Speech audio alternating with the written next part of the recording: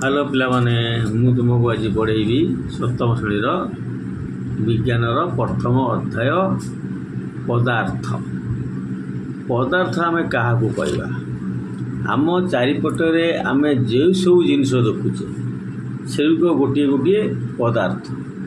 मनकर मु धरची गोटे मनकर कौटा बईटा ये गोटे पदार्थ, ये गोटे हातुड़ी ये गोटे पदार्थ। आम जिते आम चारिपटे आम जिते जिनस देखुचे सब गोटे गोटे पदार्थ जाऊँगी। तेणु आमर पदार्थ है दी प्रकारिया, गोटे है प्राकृतिक आ गोटे है मनुष्यकृत पदार्थ बा कृत्रिम पदार्थ।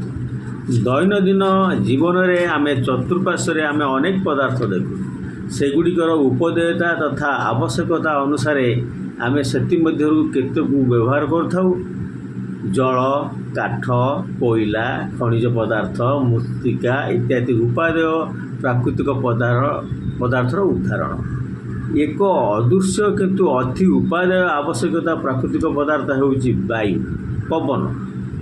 आमे सबु समय वायुर संस्पर्श आसु, वायु बिना जीवन असंभव।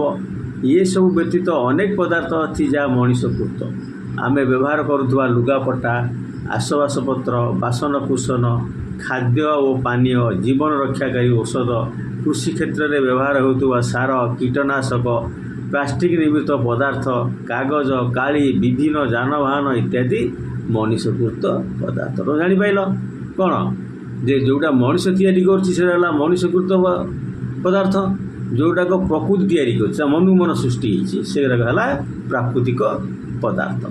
गोटे सब मन रख, जो वायु आम सेवन करूँ, जो खाद्य आम खाऊ, जो जल आम पान करूँ, जो पोशाक आम पिंधु, जहाँ सब आम लेखापढ़ा करूँ, खेलकूद व्यवहार करूँ, जो गृह बास करूँ, ये सब आम चतुर्पार्श्व वायु पदार्थ।